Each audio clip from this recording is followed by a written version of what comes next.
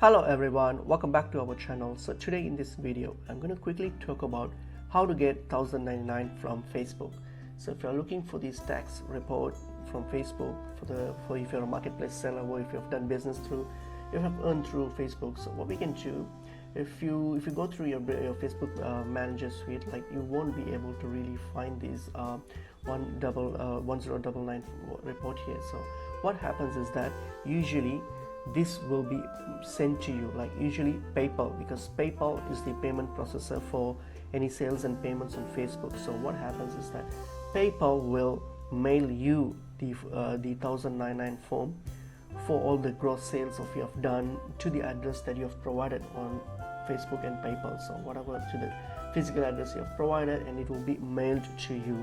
And you might sometimes also get a soft copy on this, but you got to check with that on your email. But you will mostly get a physical copy to your address, and that's how you will.